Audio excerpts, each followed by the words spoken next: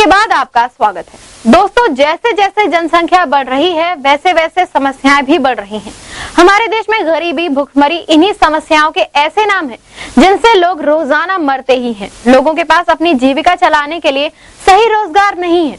वैसे सरकार ने स्वरोजगार को बढ़ावा देने के लिए कई सारी योजनाएं चलाई, डेयरी फार्म और पोल्ट्री फार्म तक खुलवाए हैं।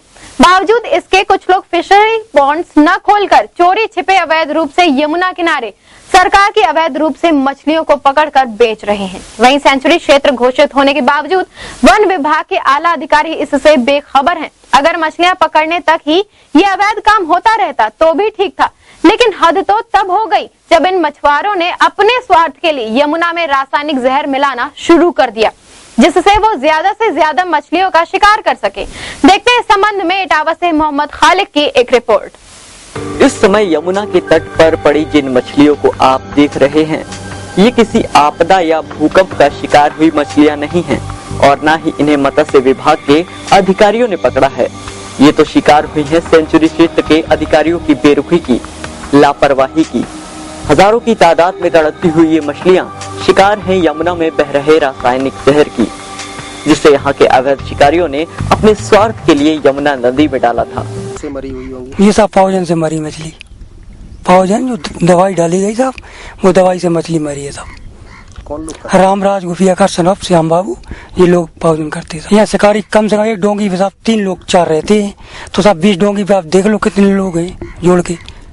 यहाँ से मचल की मड़ैयन तक बराबर चलती है साहब। वन विभाग की नाक के नीचे चल रहे इन अवैध कामों से ऐसा नहीं है कि यहाँ के कर्मचारी अनजान हैं।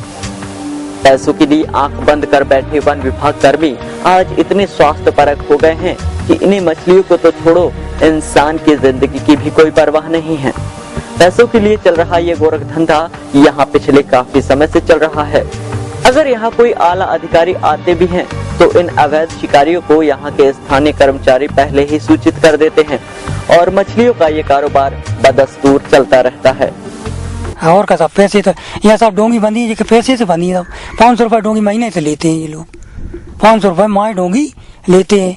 अधिकारियों को पता लगता है, अधिकारी दवा से चलते हैं, जब तुरंत फोन कर देते, डोंगी जाएगी साहब पानी में दबा देते।